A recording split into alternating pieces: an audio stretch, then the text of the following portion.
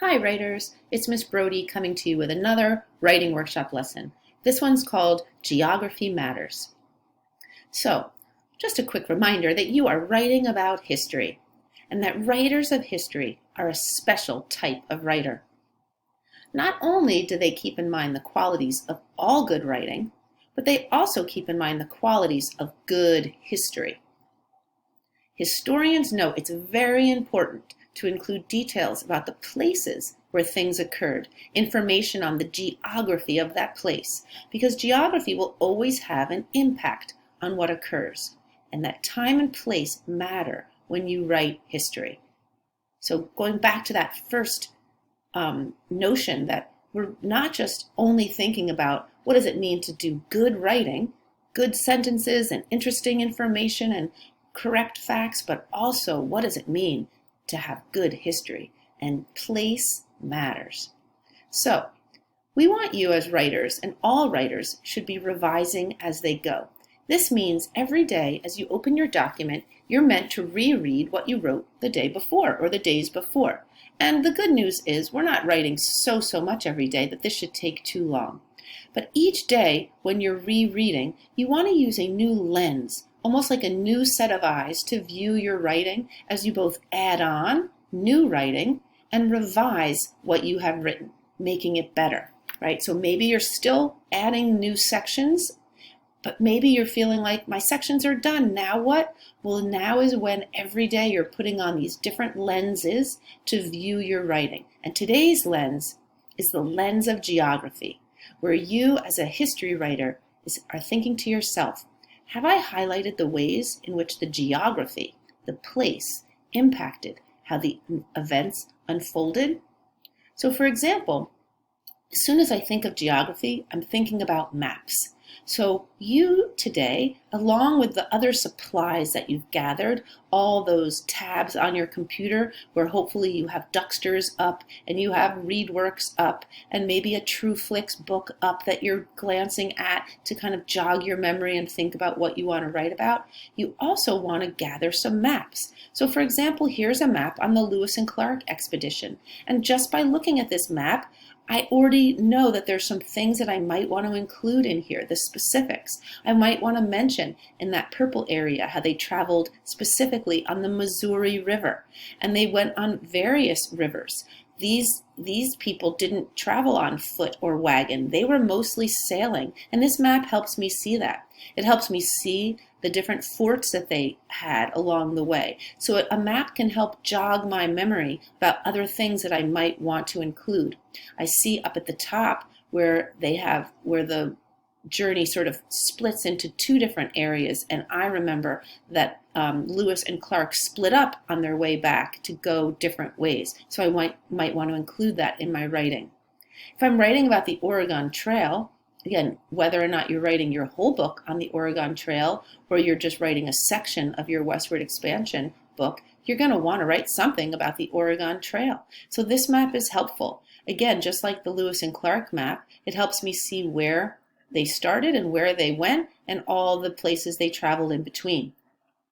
So again, our lesson today is about revising with the lens of geography. That means I'm taking what I have and making it better by thinking about the geography. So I have a couple examples for you up on the screen. On the left is the before.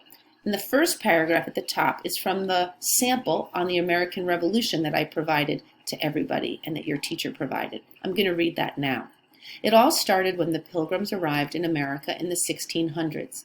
The first Pilgrims came on a boat called the Mayflower. They settled in the 13 colonies. Again, this was a great first draft paragraph, but if I'm revising with the lens of geography, I know that I might have left off a few things that might be important for the reader to understand, and I've added those in the right-hand column in red, where I added how the first Pilgrims came across on a boat called the Mayflower that traveled across the Atlantic Ocean, and that they settled in the 13 colonies on the East Coast. And that's helpful when we're talking about the American Revolution. And the next box below on the left, the before, I wrote a short paragraph on the Oregon Trail. Many people living in the United States wanted to have a better life for themselves and their children, so they traveled in wagons to get land. One famous trail was called the Oregon Trail. And I might have just stopped there, but again, as I'm revising with the lens of geography, I think to myself, and I might even look back at the map, and I think, what can I add to that about the Oregon Trail that talks about geography? Well, in green, you'll see that I've added some extra information. Many people living in the eastern part of the United States wanted to have a better life for themselves and their children, so they traveled west in wagons to get land. One famous trail was called the Oregon Trail. And now here's my specific stuff that I added. It started in Missouri and traveled through the states we now call Kansas, Nebraska, Wyoming, Idaho, and finally Oregon before it stopped at the Pacific coast. And I'm hopeful that you'll agree that by adding that sentence, I've made my paragraph just a little bit better and more specific for the reader. I've taught them a little bit more about the Oregon Trail. So what are some ways that we can do these revisions? What are some questions to have in mind? Where was the route that the people were taking is a question. Where did important events occur? Again, the where are the specific names of places. We don't want to just say, oh, they went to some place, or they stopped at some fort. We want to be specific. Which area was settled by which peoples? Which physical features had an impact, such as rivers, mountains, lakes, or deserts? What did the location mean for the climate? And what distances were involved?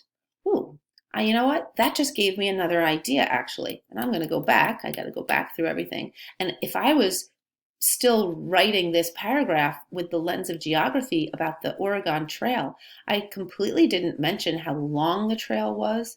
I didn't mention all of the features of geography that they had to contend with, the rivers they had to cross and the mountains they had to try to get over or around. So that might be something else that I want to put in my paragraph as I revise and think about the geography of the place as I'm writing. Okay, so it's almost time for you to get started. You're going to use the lens of geography as you both add on to and revise your writing. You're going to think about those questions from the previous page, and I'm going to post them in a document for you to look at. Your teacher will post them so you can kind of check back if you don't want to watch this whole video all over again. You want to make sure you have a map handy, and you want to also at least pay close attention to things you might notice on pictures, in books or articles you're using to help you. Don't ignore those big mountains in the pictures. Don't forget that a river can be very wide and scary to cross, and you might want to think about how that's going to impact some of the events you're writing about. And finally, you really want to think about how you can create scenes or explanations that capture life then using the geography to help you. It's okay for you to put in your own sort of thinking, right? Growing some of ideas about, wow, it would be hard to do this. Or can you imagine being on a trail crossing all through these states, right? And finally, nothing more for me to say. Get going, get some drafting done, and have a great day as you consider using the lens of geography as you write today. Thanks, everybody.